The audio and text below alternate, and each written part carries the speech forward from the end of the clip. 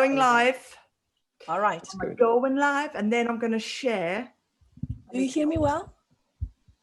I hear you good, babe. I hear you good. Hold on, Yes. let me just get to my YouTube channel because I have to share it with everything. Okay. Going live, and then I'm going to share. Okay, let's just close that down. Close this down. Right, let me just share this. Morning, anyone that's watching. Give me a second. I'm just going to share this. Right, so let me just share that. Share, copy link.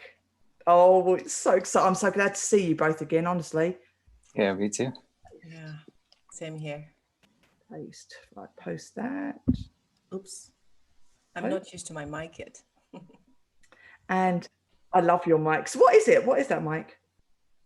Honestly, let me check on the box. But that will be free publicity. But that's okay. That's all right. Share. Fee Fine. Never heard of them. Oh, wow. No, Yeah. I don't know that one. I've got a Rode. The Rode one's good. I don't know. But they're all right. All good. Like, they're all directional. And what is reality? Publish. Okay. We are sharing. We're sharing. I've got my dog next to me on the table. Look. See, her reality is right here, right now. She doesn't care. There's no obstacles. She's just up. Where she needs to be, she will go. So, good morning, YouTube world, Facebook world, any world, anyone in the world that's joining us today for our Friday, because it is Friday. It is the weekend. And I'll tell you what, I missed last week because obviously it's been the school holidays. So I took Ethan down the beach. We were on the beach last week. It was nice at Walton, having a bit of a UK holiday because we couldn't travel anywhere else. So yeah, we did that. And I tell you, I missed it. I anchor in these Friday chats just into my everything, and it keeps me on a straight and narrow. It just really does keep me emotionally just ticking along in these uncertain times. But the good news is that I've got you today. So we are going to talk about what is reality. Also on Monday, I've got an interview with the Telegraph on a podcast, which is mind blowing. I'm so excited about that. And I'm just feeling very blessed about that. So yeah, I'm very excited and apprehensive, I suppose. Not really apprehensive, because apprehensive is scared, but it's more of an excited apprehension, and to share and to learn as well. And next Friday and next Saturday as well, I've got 2 gigs, my first 2 gigs for 5 months. So they're drive-in gigs. So they're going to be all the cars in a massive field, and so I'll go live on that too. So that's my next week. So it's a very exciting week. And today we are talking about what is reality for this chat. And reality seems to have changed a hell of a lot in the last 5 months, for me personally anyway, and pretty much I would have thought for most of the world, reality is slightly altered now from what we knew previously as reality. And for me, reality is perception, because what we perceive we will achieve and believe. So reality is constantly changing, and that's okay. That's great, because reality and change is fundamental for growth. And that includes changing for the planet. The planet needs to change to grow. So reality right now, right here, right now, my reality is sitting in front of 2 beautiful faces, spreading a message and connection out to whoever's watching it and listening. My reality right now is my dog sitting right next to me on a table, which is slightly bizarre, but that's reality for me right now. My reality is a little bit hungry, but I have nuts next to me and I am a little bit nuts, so that helps. My reality is my child in the next room being good at the moment, which is fantastic, and I celebrate that. And I'm going to take him to Clip and Climb later so he does some exercise, because my reality has been quite challenging this past few months, with the change of lifestyle, and with having just feeling the added pressure of having to try and juggle everything, including trying to have Ethan so he's fulfilled and not just stuck in front of a computer. So spreading myself in many different ways, wearing a million different hats. So that's my reality, and celebrating the fact that I am doing it as well, because I'm proud of myself. And my reality is that right now that I feel calm and peace and happy. So that's my reality right here, right now, in this present moment. How is your reality, guys? Let's go to Susanna. Wow. Thanks for sharing all that. I agree with you that reality is perception, but to me, anyway, in my perception, there is a reality that goes beyond perception. There is the reality of the physical world. What is real now is that I'm having a physical body with whatever sensations I have now. And there is a reality that I create with my mind and with my thinking. And I think that the reality that we have created around us, this society, our culture, our world today, is based mostly on perception and not on the reality that is beyond the perception. So that's why it's changing so much. Because if we are looking at the reality, if you are to take everything that is an interpretation of things, we are on a planet that turns around the sun. There is day and night. There are cycles. And everything in nature seems to be cyclical and more stable and more,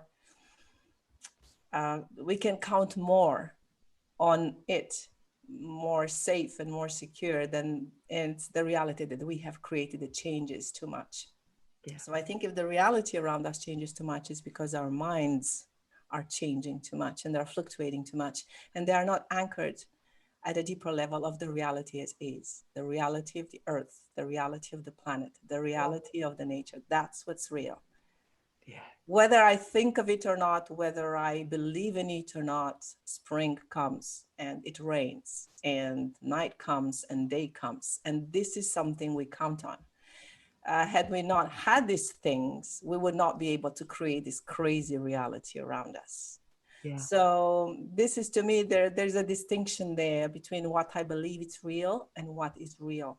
And in the work that I do sometimes with people, and mostly when it comes to relationships, I have these people coming and telling me these love stories, this problem that they live in their relationships. And they tell me and they write me with letters of, pages and pages and describing emotions and stories and all that. And then I say, okay, if you take everything that is emotional or an interpretation out of this letter, what is real and true now? And usually the answer comes like this: he doesn't want to be in a relationship with me. I don't love him anymore. Yes. It's over. I need to move on. So you see this, we can confuse sometimes all these, excuse me. We can confuse sometimes these perceptions, these emotions. The emotional realm has lots of impact on us. We can confuse this emotional realm with reality. Absolutely. It's the underlying belief. It's the underlying belief that is the reality, and all the sprinkles on top that cloud our judgment. That's where it's not reality. That's the fog. That's the mist that needs to clear to get to that line of reality and to deal with the reality as it is, the facts. Yeah, when you're in the present and you've got the facts in front of you, then you've got the power to make the decisions and the choices that you need to make to deal with that fact, that reality. So that reality. But also, you've also got the choice then to look through the other person's eyes and to see if that really is the reality. Is that really the situation that you're living in? If you're with a partner that maybe you believe on a fundamental level doesn't love you anymore, if you look through their eyes, is that the reality? If you can perceive maybe a different point of view and you look from a different angle, can you look at it from different perceptions? Will it change the situation by looking at it through different angles? Because what we believe as reality may not necessarily be the reality. So it's very changeable as well, isn't it? It's coming from an open mind and an open heart, and being open to points of view and perception as well, to create the decision making point. Yeah, absolutely. But that doesn't mean that that's the reality in my view. In your view, no. And when discussed with my clients, usually I ask this question: what is real now of all this? Because people, when they talk, they express what happened in the past, the emotions that they lived in the past, the projections that they have about the futures, the fears. But what is real and true now? In whatever we're dealing with, what is real and true now? And coming back, as you say, to the present moment, because this is where reality happens. This is the only reality, actually. The only real thing is me being here now talking. Everything else is an interpretation. The connection to me is real. The connection is real. So I absolutely love that. I thought of something that I was going to say, but I can't remember what it was. But I love that. And Aaron, what's your reality? What's reality for you? It's so interesting listening to you both, just opening up on this topic. It's really abstract, this topic. I find it, when you sent me the topic, I'm like, what am I going to say? It just, nothing came to mind in that moment. But now, I also kind of tuning into you both. And what just came up for me is very similar what both of you have been saying about the two realities. So one is the absolute reality, which you have evidence for, the facts. So like the present moment, you just mentioned, when you look around, what you perceive with your eyes, your ears, and the absolute facts. But the other thing, the other reality is your map of the reality. What Susanna elaborated on just now, that your map of the world, and that's subjective. So reality is actually subjective human experiences. And you also mentioned, Danielle, that it's your whatever you believe is your reality. So that's your map of reality, and it's so individual. And I think it could be useful for people to distinguish between the two realities: the absolute reality, or whatever you want to call it, the facts, the absolute facts, and your own representation of the outside world.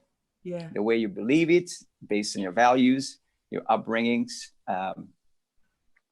your beliefs, how you perceive the outside world, how you perceive certain behaviors, because that's your reality, but that's not someone else's reality. And so it does go far beyond the physical being. Yes. And the thing is, I don't even know how to be coherent on this topic. No, it's so massive. It's so massive. And we are creating our own reality on a daily basis. I mean, we really are. Absolutely. Well, I'm talking from the perspective of the Ayurveda, of course, because the Vedic texts are teaching us the rules, the universal law. And I think that when we talk about reality, we have to talk about the universal law. The fact that we can create tools or gadgets that help us bypass certain laws, or, fight against certain laws, like gravity, we can fly, and, all kind of substances that we can put on the body, and the body doesn't get wet when we go in the water, right? But in general, there are laws at work in the universe, and this is the reality. And the more we are in tune with this, the better lives we live. So the Vedic science teaches us that if you don't know how it works, you cannot be happy. So that's the only little hick that I have about being open-minded and accepting everything. It is good to be open-minded, but the masters of the past said like this: there is no real freedom without following the universal law. There is no freedom without the universal law. And this is not being imprisoned or limited. It is actually the best way to be, because you are part of the nature. Following nature is not the fact that we have free will and we have choice to follow or not to follow, because we have intelligence, because we have awareness, because we have discernment. It doesn't mean that we should go against it. No. So in the Vedic text, we say, okay, you are endowed with these qualities. You have intelligence. You have a brilliant mind. You have a brain that no other creature on this planet has. How do you use it? You use it. That's the free will. You use to go with it or against it. And that's my feeling that I have now, that if we're not happy today as a society, we got in this total mess, is because we haven't followed the universal law. That's it. As a society. Following the universal law means accepting that there are rules and follow them. And this is the reality at the sun level, at this physical, planetary, the solar system, and the universal physical reality. Whether there is something else, that the yogic texts are talking about that, there is another reality which goes beyond the physical material existence. But that I can't talk about it because I don't have too much information about it, and I don't want to start to imagine things. But there is a reality that goes beyond what we perceive through the five senses. Yep. And this is what the masters, the yogi masters are talking about, which is the enlightenment and the awareness of that consciousness. So there are different layers of realities: the reality of the pure consciousness, the reality of the physical world, and there's the reality that we create, that is created by our own system of values, by our own beliefs, and by our, how did you call it, the map, the internal map. Yeah, definitely. And when I forgot that thing before when I was speaking before, and I had something to say, it was exactly that. It was, does it bring you happiness? Does your reality bring you happiness? And that's the main question out of everything to ask yourself, because if your reality doesn't bring you happiness, then change that reality. If you can create your own happiness through your perception. And so happiness is the one question: does it make me happy? And if it doesn't make you happy, be empowered enough to let it go and to change that. So but I think quite a lot of people need the knowledge about how that can be changed, or can be changed at all. Because a lot of people think that whatever they perceive, that's it. That's reality. It's fixed. People hurt me, and I'm not responsible. But totally. as soon as they start taking responsibility for their own ways of thinking, their own reality, their map of reality, anything can change. Yeah. So their world, their happiness, and their reality as a result. I just wanted to add to Suzanne's the universal laws and principles. I like that one, especially the reaping and sowing. Yes. What you sow is what you reap. And how Justin Perry, he's a motivational speaker on YouTube. You might have seen his videos before, and he said something that really struck a chord with me. And he said that the game of life is like a game of boomerangs. Your thoughts and words and deeds will return to you sooner or later with astounding accuracy. So it's just a universal law that is true, and it's intangible. We can't really prove. I mean, we can, but to a lot of people, we can't prove it. But it's still out there. You will still attract people on the same frequency. You can't really grasp it, if you will, but it's still part of reality. That's exactly right. And if you look at the current situation that the world's in, like, how do we know what is real? Because we're being told so many different things. This is the thing for me. We only decide what is real based on, at the moment, based on what people are telling us, and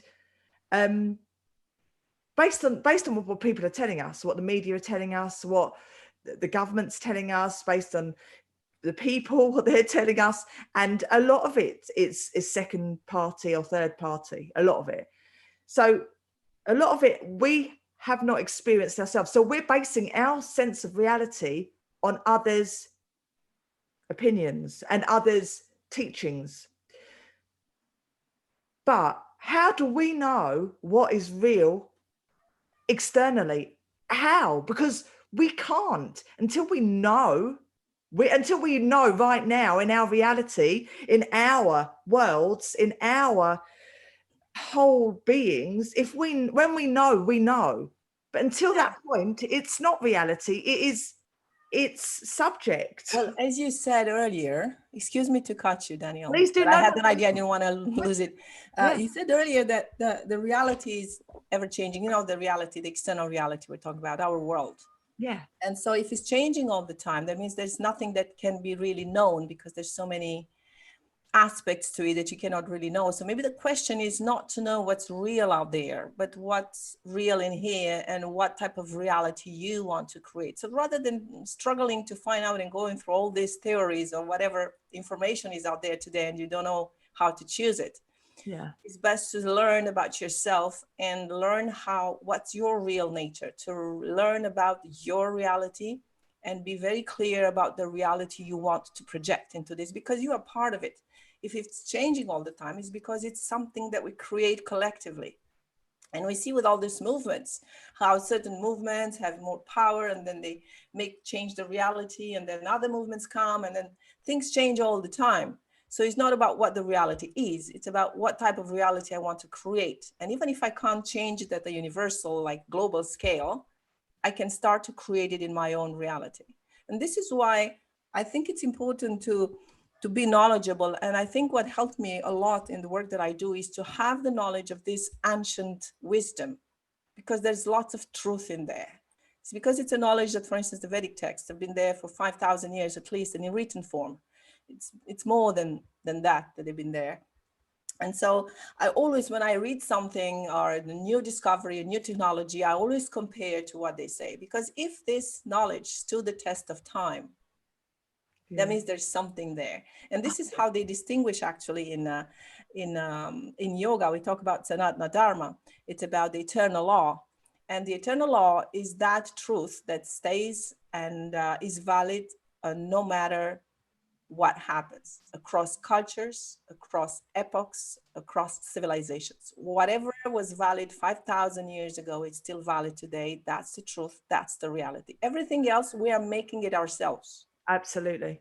So I think we should not bother too much about knowing what's real out there. We should more be concerned with what reality do I want to create for myself? So based on the knowledge.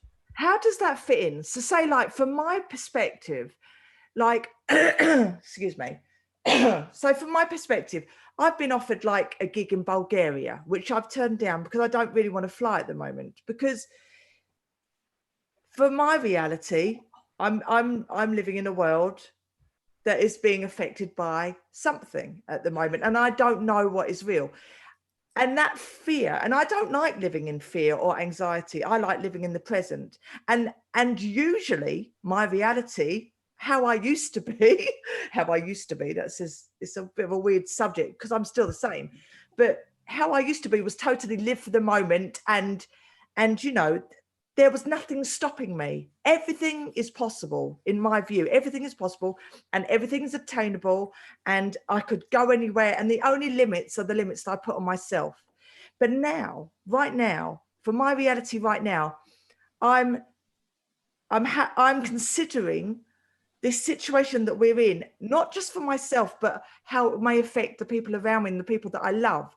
So it's not a question of me going out there and just living for the moment and doing what I would normally do. It's consideration of, is this a possibility that I may damage my world of the people that I love and you know, my friends and my family and the people that I'm close to on a daily basis? Damage how? See, let's go down. See, that's the time when I will ask the question, what's true and real now? Yeah, this is what I need to know, because like before I'd be like, yeah, I'll do this. I'm, you know, everywhere. Next year we're even talking about, I've got 2 gigs in Canada coming up. Brilliant. But it's the reality of flying for 8 hours in a mask. Not too excited about that, but I'm open and grateful, and you know, I will do what I need to do what I need to do. But it's more to the fact that, is it real? Is it real that I could carry or catch or take this virus to my closest people that I'm seeing the most, and that, you know, that are creating my happiness and my world? That's what I'm considering now. So my reality right now is not yes, let's go do it. It's more like, hold on a minute, let me consider this very carefully before I say yes, because I don't want to be the one that could affect someone that I truly care and love about.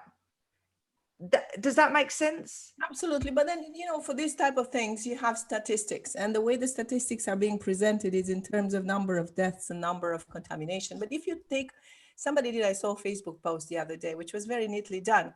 You see how many people have been tested and how many people have actually been tested positive, how many people out of these ones tested positive have died. And then you come up to the percentage of 0.002% of death among the whole population. So you can risk to get any other thing as you fly. Absolutely.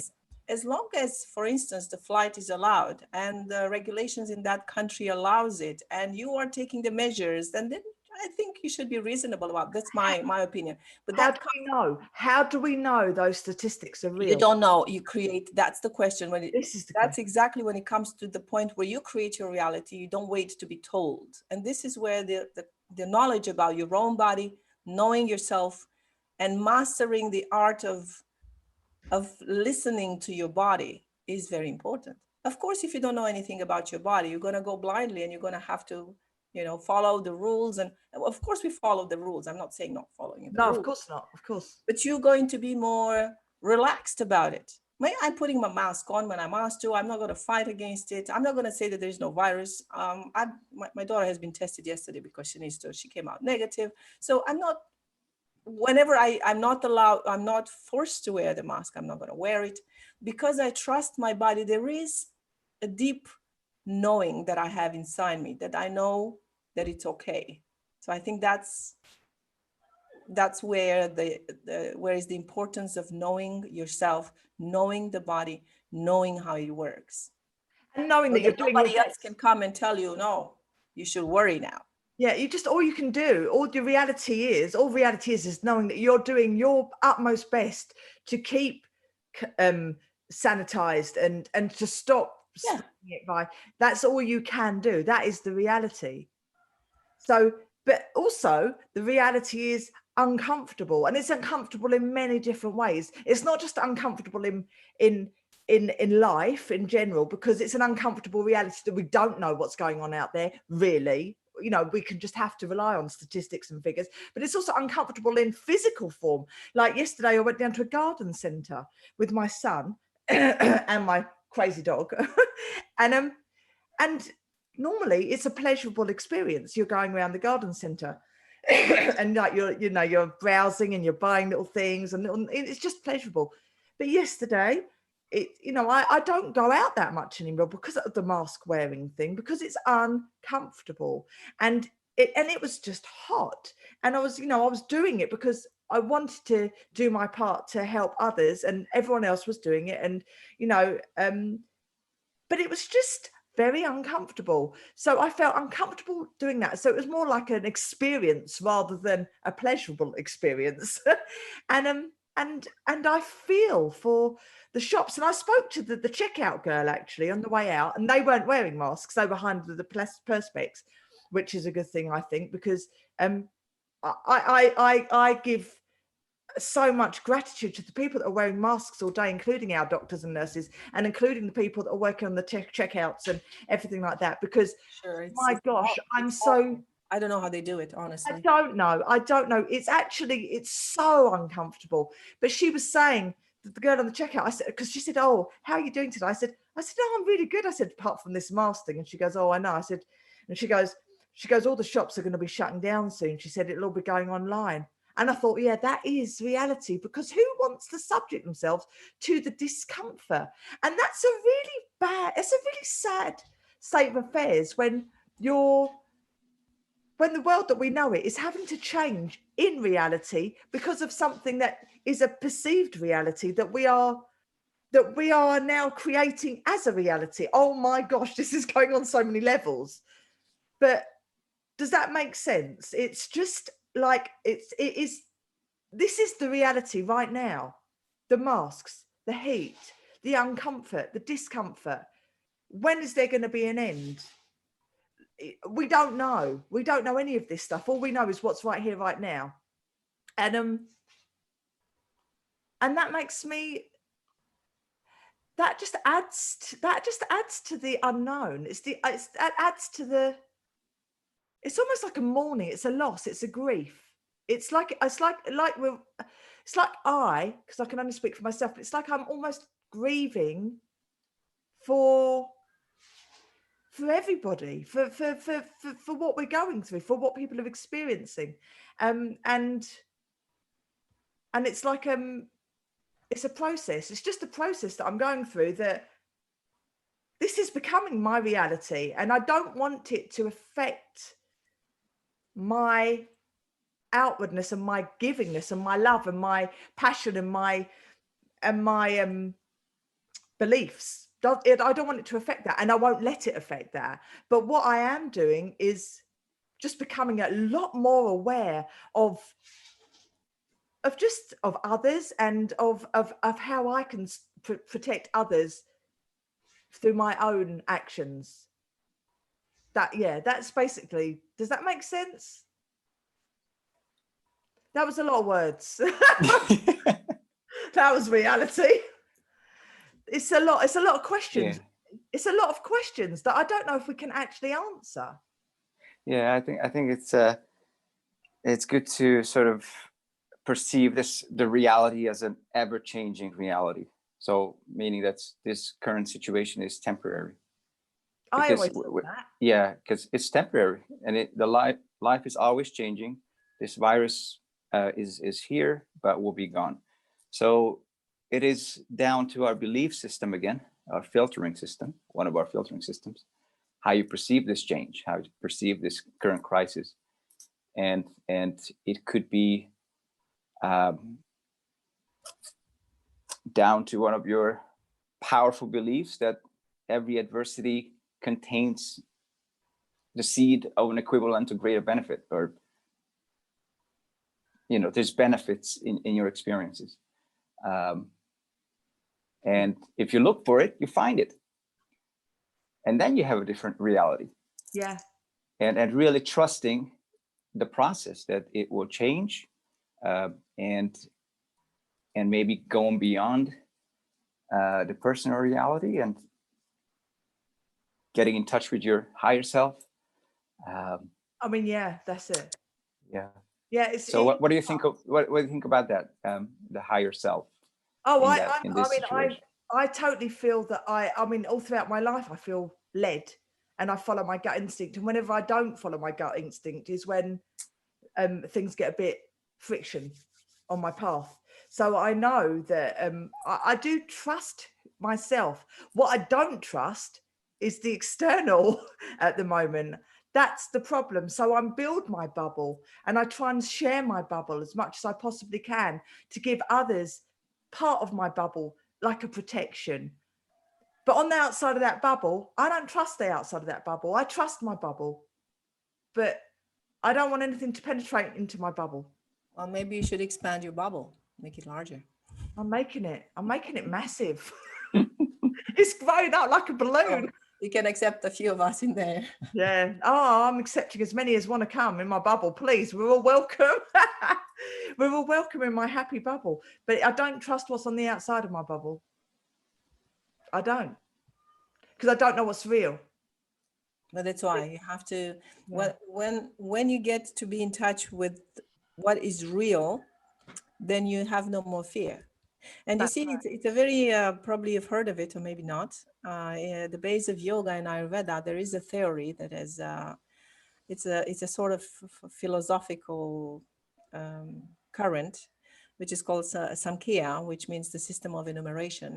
Has been elaborated by a philosopher, by a sage from the past called Kapila.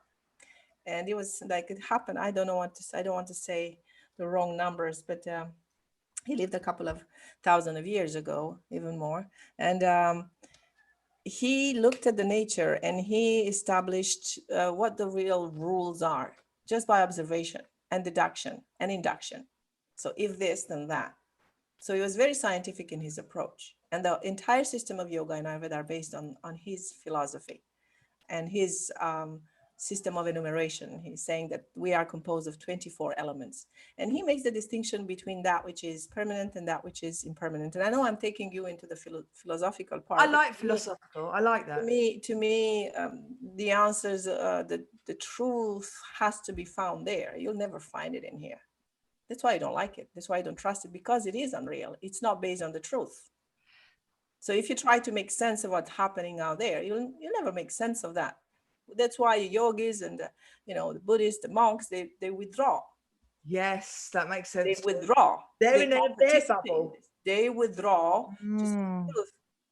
And so he makes the distinction between what is real and what is not real, what is permanent and what's impermanent, saying that there is an aspect of us which never changes, and that's called Purusha, or the consciousness, the awareness, and that which changes, which is matter. So he says, as long as we are focusing on the matter, we're going to suffer. So we're not going to find the true satisfaction in life. The more we're focusing on that which is impermanent, the more sources of unhappiness we will find. So the real thing is focusing on that which is permanent. So I know it's not a practical solution, but it could be an aspect of this search. It could be an aspect of, or an answer, a little part of the answer that we're looking for is to start to look for what's real within us. Start to look, I'm coming back to my initial idea, to start to look at the reality as is. Because as I said, the reality as we see it is made of all of us. It is a collective reality, and more people are withdrawing from it, at least energetically. Like, you don't give it importance. You don't start to worry too much about it. You don't panic about it. You're not fearful about it. Just staying, in your discernment and following the rules as much as you can and want. But, withdrawing from it, we are feeding it less and less. So this reality that is fake that we have created becomes weaker and weaker. So we're becoming stronger and stronger. Yeah. So you're giving now, as I was hearing you talking, you're giving a lot of your power, lots of your energy to this external reality, which doesn't make any sense anyway. And it's not. No, I know. The best way to participate to the reality is if you have a certain skill that you can bring to it, of course you do it. But else energetically, focus on nature, your own mind, your own body. This is the best thing you can do for the other ones around you. Well, this is the thing. This is what I am. I am trying. I do concentrate on my own energies and what I can give and what I fill my world with, and what I can do to protect the people around me. But it's what is reality, because I don't trust what I'm hearing, because there's too many different opinions. So all we can do is just trust what we. But this, as you said, this is not reality. These are opinions, and opinions have to be taken as they are. Yeah, they are just opinions. Yeah, including statistics and everything. So we have to just trust in what in your nature. Trust in nature. Trust in the universe, and trust in this new layer of connection and reality that is forming among people. For instance, like us. I'm not saying that we are better. No, what I mean.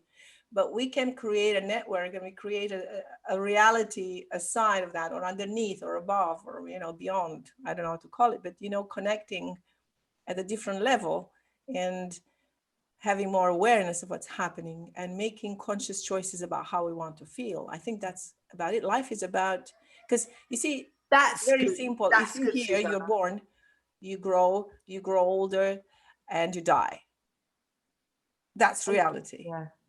You need to eat and to keep yourself in certain conditions to stay alive. This is reality. Beyond all that, it's what we make of it. It's what you bring to it. And this is where your free will is. This is where your power is, because you can create something. You can make something compared to other life forms. You can create a dream. You can bring a dream into reality. And this is what many people do. You can bring fear into this reality. You can bring panic in this reality, or you can choose to bring just love and confidence and trust. It's up to you. As a human being, you have the choice. And that's exactly what I try. Every single second. Reality is that I'm here, we're having a conversation. Reality that the three of us here that we know, at least of, we're healthy. We don't have the virus. The reality is that we're having fun, having this conversation. And the reality is that I have the choice on how I want to feel. This is what's real. Your choice is real. Yeah, your choice is real. That's Yeah, it. we've come down to your map of the reality again, Yeah. your own map of the world. And as long as we keep an open mind and stay curious as to how to improve your map of the world, your map of reality, and basically commit to constant improvement, constant never-ending improvement. There's always room for improvement. Yeah. Then your reality can always be better, regardless of the external events. Yeah. So yeah, curiosity is a great thing, isn't it? That's the word, isn't it? To be curious. Yeah, and experiment and learn more. Just give out more to the world of what you want to see in it. That's what I do on a daily basis. I just give out more of what I want to be and more of what I want to see.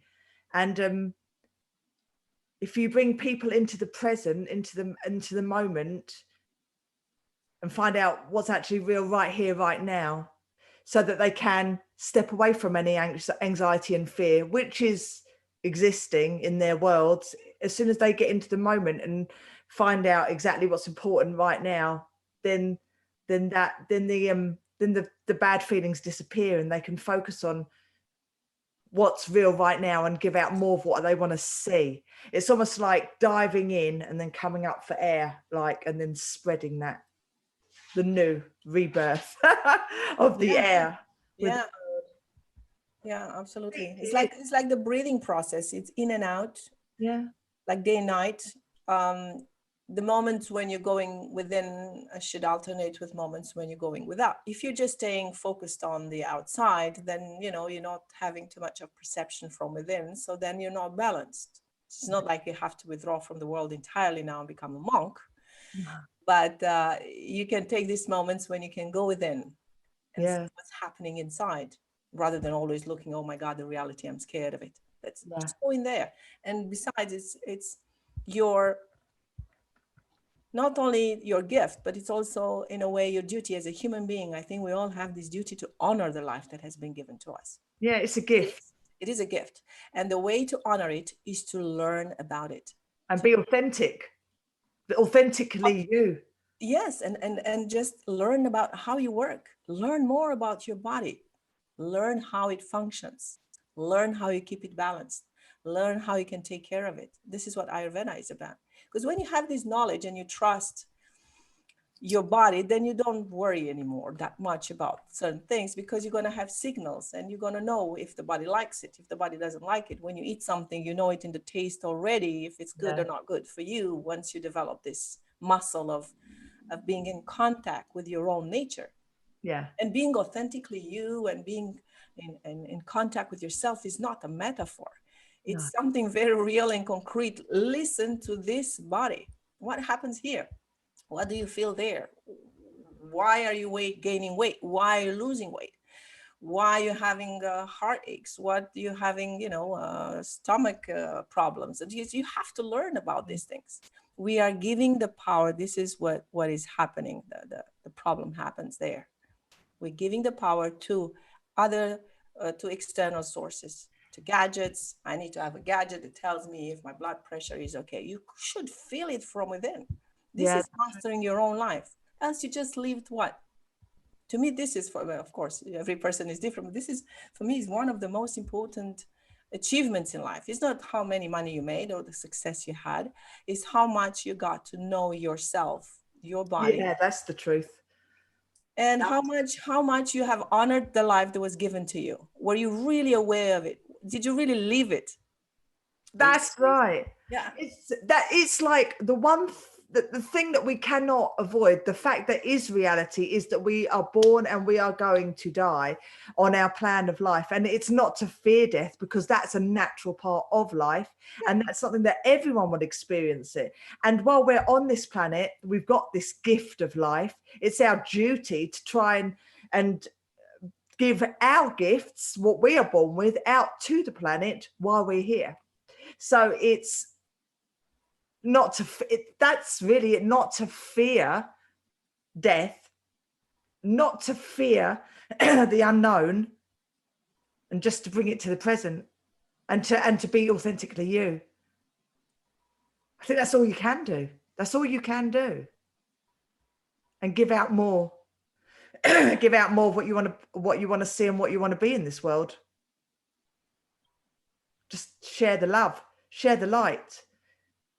And it's weird because, like I was saying to you, Susanna, earlier, with perception wise, it's you can look at a situation and just the whole of your life be looking at it through eyes that was fearful, and imagining a certain situation where you are in the picture, but the person opposite you in the picture is maybe an interrogator or there to try and test you, or which is a negative influence in your life, which you've been seeing. But if you start going into that picture even more and exploring, curious about that picture and looking through the eyes of the other person and seeing what is that picture really, and that through the eyes of the other person, are they learning? Are they inquisitive? Are they wanting to be in your connection? Are they actually doing the opposite to what you perceived they were doing in the first place? So it is all about perception. Then your reality totally changes, and you can share that connection even more and share it out even more than that throughout the universe. So Aaron, you're looking at me going, what's she talking about? No. I was because what I was talking about just then is through some of my past hang-ups, which is like red light syndrome, it's called. So when you press record on something, suddenly the mind goes blank, or you can't get your words out eloquently, or you haven't got a flow, or something happens, and all these things are invited into your recording now, and you're actually going live, so it's not the case, right? No, right. This is exactly it, because that was an old problem, though, Susanna. That was an old problem. But then when I realised that the red light was actually just a filter in front of the white light that I use so massively, and that I could actually just take off that filter and chuck it away, and then look at the whole situation through the white light that's spreading out and that I feel so comfortable in. Once I did that, and I realized that the other person on the other side wasn't necessarily interrogating me and examining me, which obviously went back to my younger days. Once I realized that, and I looked through their eyes, and I could see from different perspective, and that it was more of a sharing of minds, a collection, a connection of experience and learnings. Once I started looking through those eyes, and then going above the situation and looking down on it, where you could see that spread and the intention, the positive intention between the people, and as it spreads out even more throughout whoever hears it, the people that want to get value from it will, and the people that don't want to get value from it, that's okay, because you can't please everyone all the time, and everyone's different. So that's what that little piece was all about. So it's about my perception of my reality, and the fact that I can just throw away that filter like a school leaver throws off their hat because they're done. They throw their papers up in the air because it's not needed anymore. It's not needed anymore. That red light filter is not needed anymore. I've got my white light. I can spread my white light. I trust in who I am, my experiences that I've gone through and what I can give to this world. And I trust that. And that's my reality. That's my reality right now. Bye-bye red light. Oh dear. Yeah, so that's what that was about. Creating my reality. And it requires work, doesn't it? Nobody's born with this and can create the reality they want, with the snap of a finger. It requires work because everybody goes through these emotional challenges in life, the storms, they keep coming. But if you're willing to do the work and look at things from different angles, as you said, you're rising above and challenge your mind reading, because we do a lot of mind reading, don't we? Yeah, we do. We do. And overgeneralization, yeah, and that kind of stuff. But if we were willing to do the work and continue to grow, our reality can continue to change. Yeah. Oh, I love it. And there's one thing that came to mind earlier, because one of the sources of suffering is us taking everything personally. And I think we're taking things way too personally in what's happening. And I always give this little story or example to my clients when they're telling me about their past, when they've been through certain situations. And I'm asking them, if you go out and do some camping on a mountain top and suddenly there is this very serious storm and you're being a bit, affected by it, you're being hurt or your tent is damaged and you come back home, you don't think that that storm happened because of you. That's the truth. And it's also looking through a child's eyes almost as well, because at the moment the children are actually being given so much heaviness as it goes. They're having to deal with a lot of heaviness. But how will a child deal with a situation that is how will a child deal with a situation, full stop? And if you look at it through a child's eyes, not the fear side of things, but what it is, it's a daily basis. It's what's happening to them in the present right now, and everything that's thrown at them, they'll deal with from a present perspective. And they don't worry about if they climb that tree, they might fall out and break their arm. They don't worry about if they go to the shops or to the, that they might catch something and end up blah, blah, blah. They don't worry about that. They're living for the joy, for the happiness and what it gives them.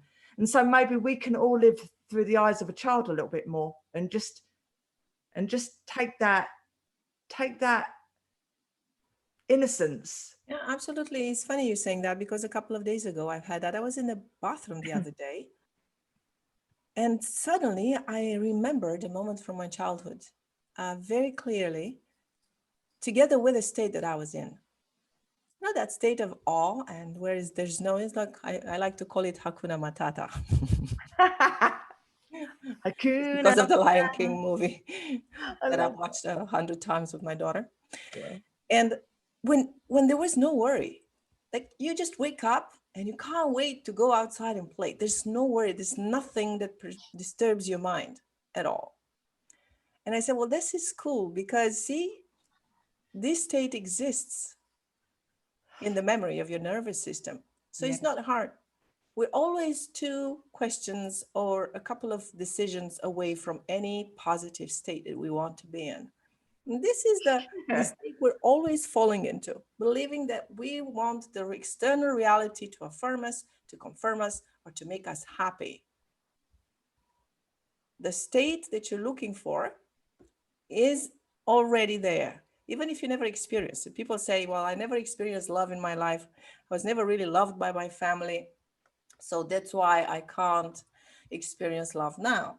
But your nervous system is designed to experience, because this is why we experience love, because it's already programmed in there.